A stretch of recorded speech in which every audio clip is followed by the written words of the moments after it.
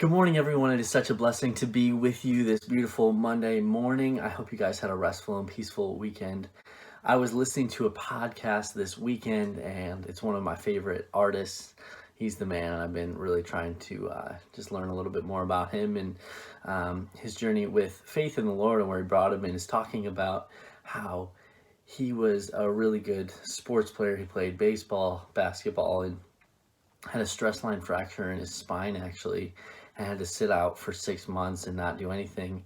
And his uncle was the worship leader at his church and was like, hey, you need to do worship. And it led into his music career, and now he's a really good musician who I love to listen to. And it reminded me of a couple weekends ago, I was hanging out with a friend, and new friend, like, loves Jesus, on fire for God. And I'm asking him, would you, like, if you could go back, would you change?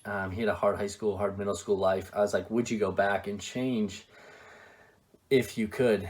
And it was so cool because I'm always like, I always think, I wish I could go back and just change like this or that or something.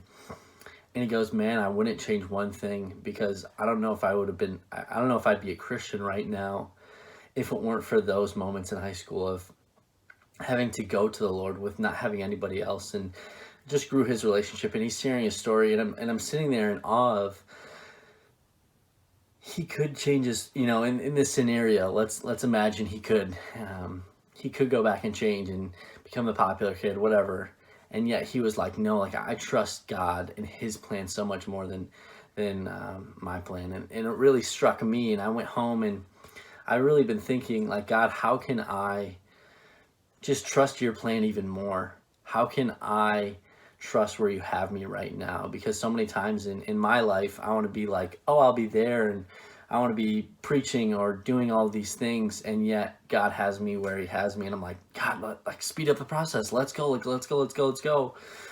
And I think, like, waiting and really, like, sitting quietly with the Lord is really a time that I need to do right now. And so I just have a small verse for you. It comes from Zechariah 4, verse 10, just the first half. But do not despise these small beginnings, for the Lord rejoices to see the work begin. And I think someone needs to hear this today, that he has you exactly where he has you for a reason, and to not minimize where God has you today.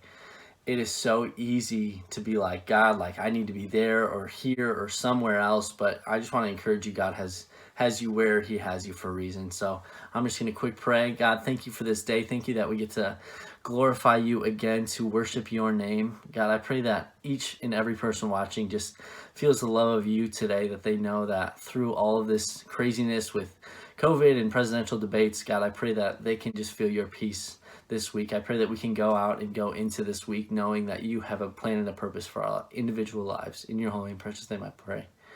You guys have a great day. Thank you.